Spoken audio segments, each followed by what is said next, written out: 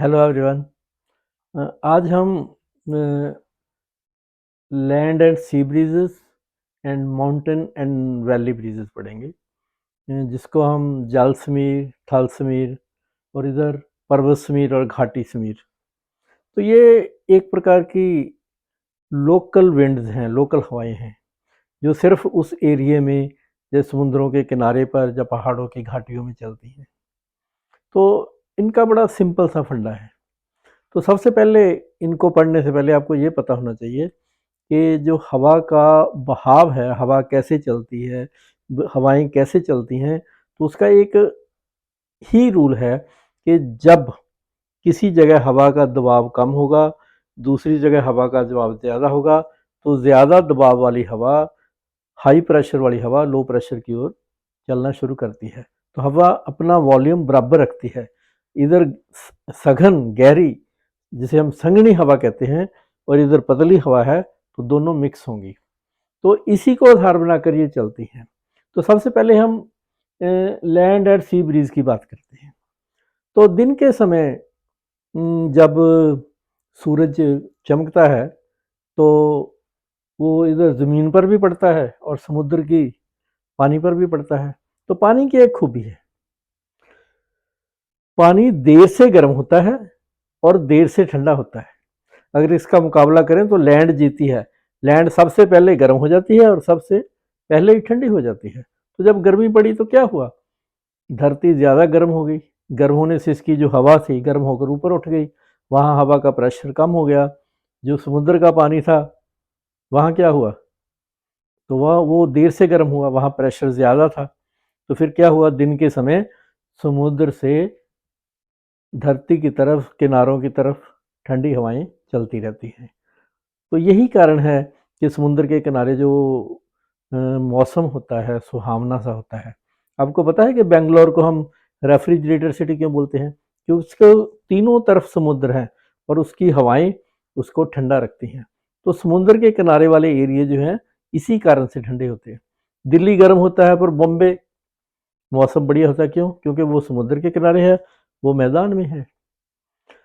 तो फिर रात को क्या होता है? रात को अब ठंडे होने की बारी, सूरज तो छिप गया, धरती जल्दी ठंडी हो गई, समुद्र धीरे धीरे ठंडा हुआ। अब क्या हुआ, धरती ज़्यादा ठंडी होगी तो इसका प्रेशर बढ़ गया, जहाँ हवा का दबाव ज़्यादा हो गया, समुद्र पर कम हो गया। तो फिर क्या हुआ, रात के समय धरती से समुद्र की ओर हवाएं चलती हैं। तो ये रोज़ का काम है, जिसको हम लोकल विंड्स बोलते हैं, और सी ब्रीज और लैंड ब्रीज बोलते हैं, थल समीर, जल समीर बोलते हैं। तो ये एक लोकल विंड है, और इसी की वजह से ही समुद्र के किनारों पे जितने भी शहर होते हैं, जो भी होता है, वह मौसम अच्छा होता है। अब अगली बात है, ये पर्वत ऊंचे और बीच में घाटी क्या होती है, वैली किसी को बोलते हैं?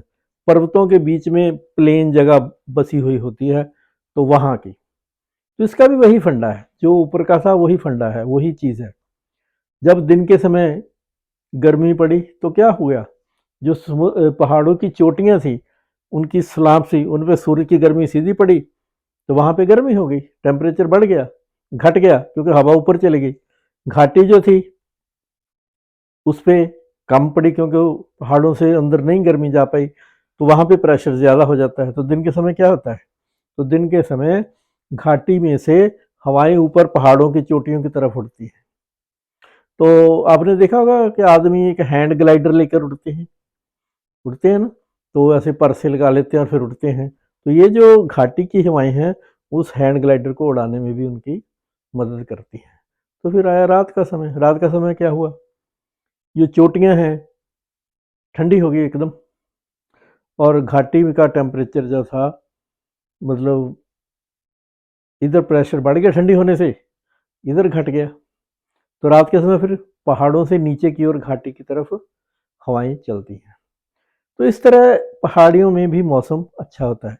दिन के समय मतलब पहाड़ी नीचे से ऊपर की ओर हवा चलती है, जैसे ग्लाइडर वगैरह लोग एंजॉय करते हैं, और रात के समय पहाड़ों की चोटियों से घाटी की तरफ हवाएं चलती हैं।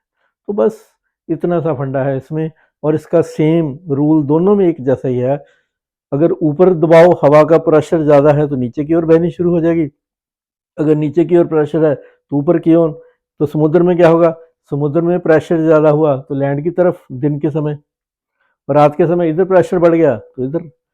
तो ये हवाएं लोकल विंड्स रोज ऐसे इधर चलती रहती हैं।